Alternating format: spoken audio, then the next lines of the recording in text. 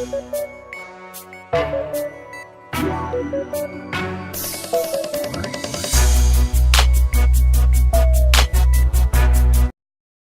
everyone, and welcome to this brand new edition of The Take. I am, of course, your host, Kendra Dix, for Thursday, January 11th, 2018. Can you believe it? 2017 has come and gone. Finally, I can now be relieved, because 2017 was a rough year. Believe me, it was rough.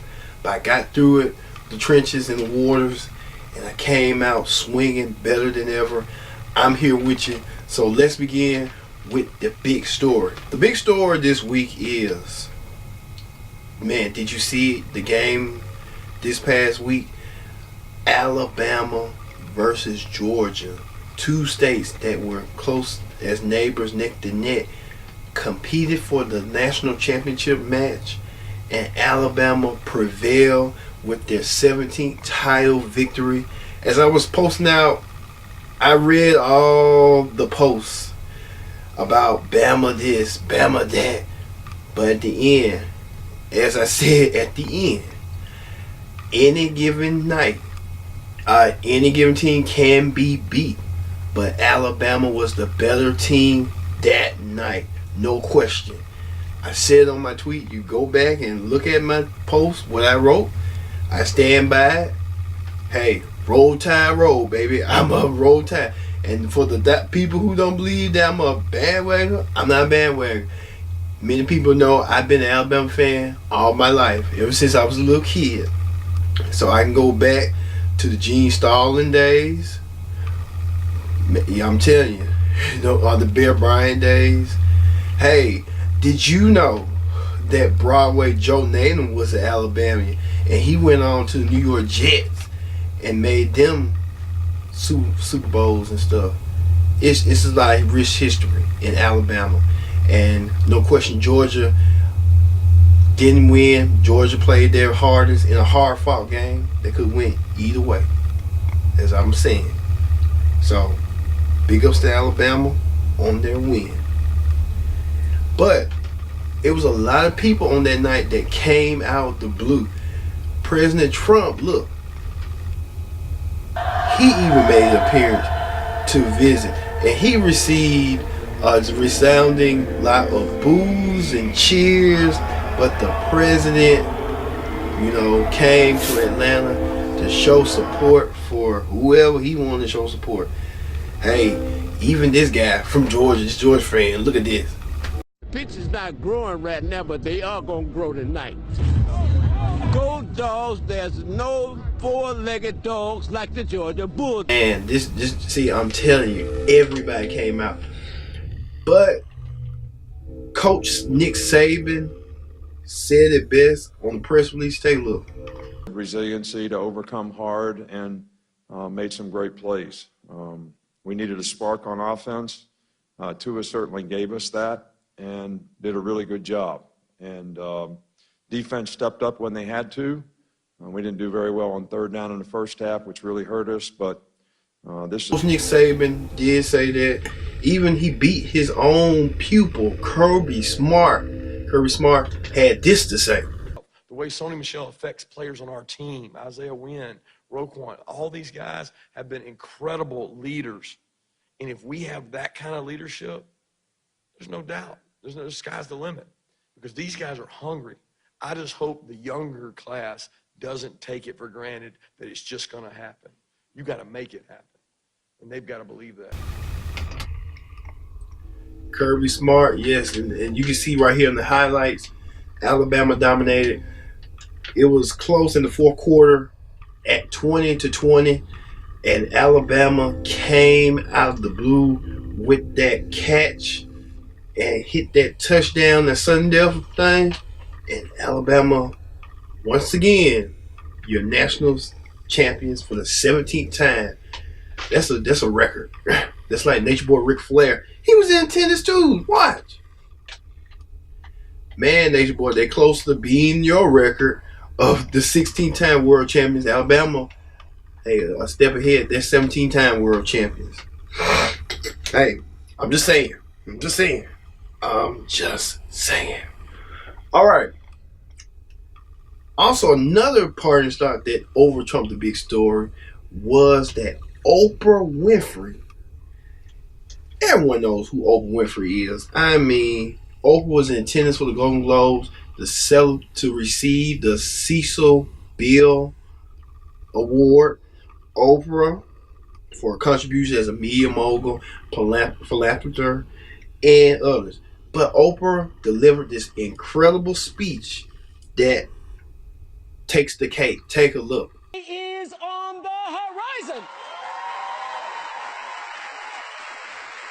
And when that new day finally dawns, it will be because of a lot of magnificent women, many of whom are right here in this room tonight, and some pretty phenomenal men fighting hard to make sure that they become the leaders who take us to the time when nobody ever has to say, "Me too," again. Thank you. Yes, Oprah Winfrey stopped the entire room from talking, and everybody was listening to her. And she got a little bit the world's attention. I meant to say the world's attention about injustices, the Me Too moment, and men in the media are asking, could we see Oprah 2020? Man, if that happens, Oprah's in the actively thinking of considering running, but she hasn't made up her mind.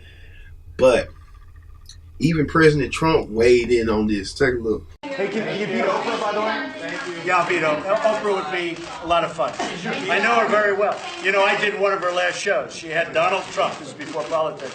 Her last week. And she had Donald Trump, and my family was very nice. No, I like Oprah. I don't think she's going to run. I don't think she's going to run. I know her very well. Trump, is it possible that President Trump can take on Oprah? Man, think about Trump versus Oprah. Who will win the battle between those two? Who knows, but the possibilities are endless. All right, in other news, President Trump's former White House press secretary, Sean Spicer, made his media rounds and visit Good Morning America to discuss rumors about the Trump collusion about Russia at the White House. Watch this. To the Attorney General laying out the case for the firing of Jim Comey as FBI director, the Attorney General concurred and brought that to the President. That was the information that I was given, and that was the information that I presented. We now know that for several days, at least, the President had been talking about firing James Comey. Had talked to Reince Priebus, your direct boss, about that as well. You weren't aware of that at all? No. Not at all? No. That says something about the White House, doesn't it? That the President had been working on this for several days, and this press secretary wasn't aware of it, and then you were sent back I think to tell a false story? George, you had a very similar position in the Clinton White House.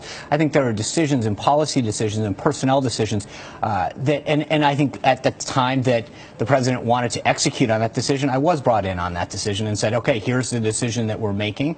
Can you go execute it? Let the press know. You don't necessarily loop in your press secretary on every policy and personnel decision. You were given a false story. No, I was given how that organizational chart worked and how they were laying out the case for why he was being fired, and I presented that case as I was told. Oh, Sean, that I don't know. Well, Sean, I do know that you don't make a lot of sense, but you trying to spin it and spin around George, and you telling George since he was in the White House with the Clinton years that George should be thinking like the way you do, but you know George Stephanopoulos, that's my favorite anchor, by the way. George Stephanopoulos is my favorite anchor on Good Morning America because he calls it right down the middle, just like I call it right down the middle to you people in the world. I call it right down the middle. I'm fair, I'm balanced, I am dedicated, determined, and dependable, and you know it. George's not buying that. All right, let's head on to Newsies. Newsies this week. Everyone is buzzing about in Alabama and around the world, in Georgia and stuff. You know how we go as Alabamians go across Georgia or Tennessee or perhaps Florida to get a lottery ticket and secure our spot of one day becoming a multi-millionaire and dream big. Well, this story will have you thinking that. Take a look. Play Fantasy 5 as well as Cash 4, Cash 3. But Lance Powell says he switches games when Powerball is $550 million and Mega Millions is $445 million. He says if he won, he would try to be smart about it. It's always said to get some wealth management counseling as well as some legal counseling. I know with the state you can be anonymous in regards to that. So there's a lot of things I would do, but I wouldn't just run out and just scream I won the lottery. I definitely wouldn't do that. One Powerball and one Mega Million. At this DeKalb County QT, folks were lining up for their chance to win. Even though no one won all 6 Powerball numbers Wednesday, 5 $10,000 Powerball tickets were sold in Georgia. Agnes Walker is a breast cancer survivor. She told me she knows exactly what she would do if she won the lottery. So I will treat myself to a real nice vacation. And my children. What's a real nice vacation? What would you do, ma'am? Probably go to Europe. It's on my bucket list. Lottery officials say the odds of winning either jackpot is around 1 in 300 million. But when the jackpot is this high, that's when Michael Etheridge starts to play. I don't play it very much. It's just when it gets up in the 300 millions, yeah, it's worth trying. You never know. You can't win unless you play. Well, we had this comedy skit. Well, just take a look what this dude thinks of being a multimillionaire. Take a look.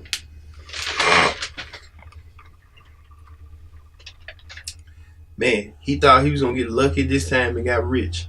Well, he must be mistaken. And you're not mistaken because the take will be right back. So stay tuned. This is the take here on Connect TV.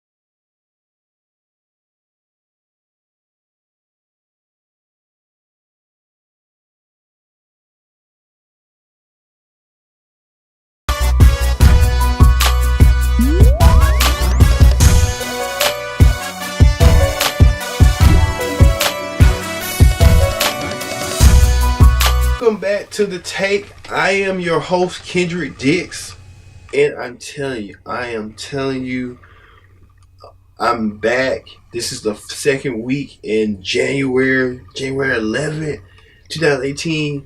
What a way to kick off with the take here on Connect TV. Use the hashtag Connect TV for if you want to comment. Hey, leave the comments on the Connect TV board here on the channel, and you'll never miss a minute here on Connect TV. And also subscribe. I'm telling you, if you would subscribe, man, you'll never miss any Connect TV shows, including this show, The Take, which is seen around the world in public. And we thank people like you for watching. All right, let's get back to the take with talk shows. All right, talk shows. Tyra Banks, the host of America's Next Top Model, made an appearance on the 4th hour of the Today Show with Holy Carbon and not Catholic, but some dude. And Tyra discussed the return of her show, why she returned as host, because the reorder experiment didn't work. That's why they canned her before she got canned herself. And they challenged her to do the catwalk and smiles. Take a look. In honor of your season 24, can we ask you to do something? Yes. We're going to put you to a fashion test. You have 24 seconds to complete the following things. Let us know if you can do them. I'm going to list the tasks. Okay. So you have to do a wardrobe change into another pair of shoes. Okay. Walk the catwalk with a book on your head. Smize. Smile with your eyes. Touch up your makeup. Yeah. And take the perfect selfie. Okay, I think Is it all that possible? can happen. I'm looking at that shoe, though. That shoe is going to take 24 Oh, yeah, seconds. you're right. You know what? You're right. Maybe we just keep your shoes on. I think that shoe is going to, because I create these challenges for my girls, so I know that one would be an unfair thing. Why don't we forget the shoe? Let's go without the shoe. So you got the book on the head. Ready? Start the clock at 24 seconds for season 24. And go. Walk that catwalk with a smile. Incredible. You must fall, seriously. Touch up that makeup. We're down to 15. Yeah.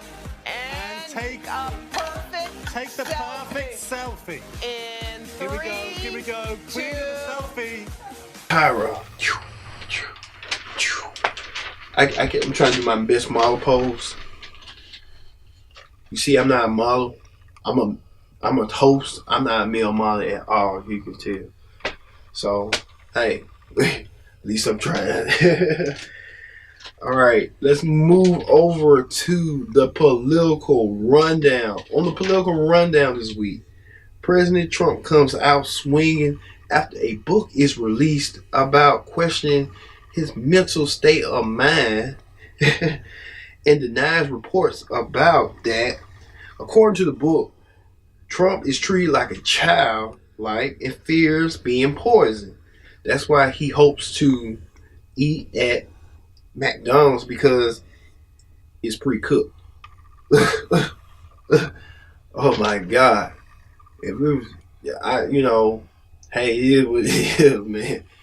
Things happen for a reason, and President Trump's like, I'm not going to eat that. It's like a temperature. I'm not going to eat that. I'm not going to eat that. Or you're fired. Right. What do you do when President Trump thinks he's at Subway? Well, that's like President Trump thinking he's at Subway. That's the only time you probably think you go get some clean food in front of folks and watch him doing the job in front of you. So what do you think, President Trump? You think you're at Subway? They make it in front of you, but it's totally different, man. It's totally different. All right. Let's head over to the reality show Clip Down. On the reality show Clip Down, Candy visits Chateau Sheree and informs Sheree that Nene is going around town telling people that Sheree is dating a criminal. We are the Ponytail Twins! How are you? I'm good. I love this stuff.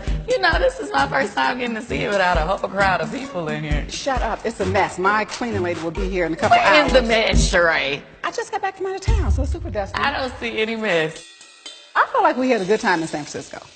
Speaking of the trip, I did not believe you were so open in talking about your relationship with your boo. Oh, you're so funny. I'm a little bit more open-minded when it comes to that type of stuff. But Nene said he was a con artist. I met him before she did. What was he doing when you met him? He's a con artist. I mean, we can go down a list of a lot of things that people have done that could possibly put them in jail. But we're not going to do that. Really, Nene? You and Greg both have mugshots. You don't always have to bring up this happened, this happened, this happened. Because we can do it to you, too. When is he coming home? Hopefully by the end of the year. So is he going to come home to this? Not initially. The girl's no fool now. Okay. I've been a fool before, child. I've been a fool. Don't let me be no fool, kid. Don't be a fool. Crazy. She is crazy. Sheree has always been crazy. Exhibit A with pulling Kim's hair. Exhibit B snapping at this man and had her vine about to pop out. I think, and then Sheree and Nene has something in common. their family got a lot of pigsty drama, and it's just like Sheree and Nene and not speaking to each other like used to. It's just with this fake ness. Just go on, just attack each other and just get it on over with and just fight. They're gonna leave that for the reunion, for the tea right there. All right. Now on this show, the Kai loving not love hip hop, but I think that word.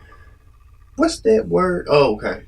Grown Up Hip Hop Atlanta returned this week, and it is spectacular. With they're bringing back the same old drama and stuff, but it's the show called with T.S. Madison and Khia.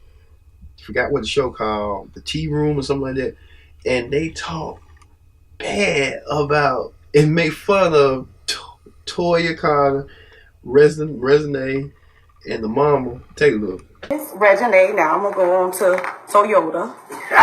I told you that we was gonna get deep into this, you know, because see, Reginae, y'all got to understand, Reginae has always been the call your daddy. So she's had to endure a lot. She couldn't dance, she couldn't sing, she couldn't rap, she inherited nothing from her father. So the OMG girls didn't want her. You know, she stepped into the real world and know that it don't matter how much money your daddy got, you always gonna be the ugly duckling. You know, your daddy send you clothes, they too small for you, so you let your mama wear them, and all she want to do is post the pictures on Instagram. I'm tired of seeing them, girl. I'm tired of seeing you posting for pictures, your bad body, your tie, and your through. And I don't understand what is really going on, Toya. You know, you need to raise your daughter. You're not her sister, you're not her friend, you're her mother. None of them niggas never loved you, girl. So Khia, oh my God. So Khia, basically what you saying? Why is she trying to roast me saying I'm a one-hit wonder? One hit. Again, the only thing, like I said, myth hits. But I got real hits, girl. My resume look better than yours and Reginae's. That's the funny. My sister got me watching their show, and they call Reginae resume. Resume. God, look at Resume. So she just a walking resume, but she can go anywhere she can and get a job. She's Lil Wayne's daughter. What's she gonna do? She got money already. Flex with her. All right. Finally, the viral video of the week. Okay. Have you seen this creepy video that's been pinned online about this father and daughter duo doing pole dances? Well, Windy City Live did a story on it, and they minds weighed whether it was creepy or uncomfortable or not. You be the judge. You take a look. Dave and Hazel Roberts were on a UK morning show. Viewers, look at this. Viewers called the segment creepy. The pair say it's actually a great cardio workout, and they even teach a class. It's a daddy and a daughter. Oh, that's creepy. Yeah, this is not right in any universe, what we're saying It's here. called spending quality time with your kid, and more dads should do it. Well, I'm just kind of impressed with this guy's his agility. I mean, he looks like a sort of an older dude. I don't know if he's maybe just looks that way. No. I think he's an older dude. Yeah, because I'm like, he looks like he might be my age or a little older, and I'm like, I don't even want to look at a pole, let alone get on it. Yeah, it's kind of eerie, kind of creepy. You would think to yourself like, oh my, dude, you going too far. Now, next thing you know, you want to date your daughter. That'd be the sickest thing. You sick freak, you sick perv.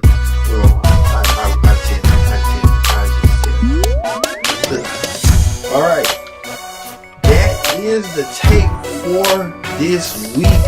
We will come back next week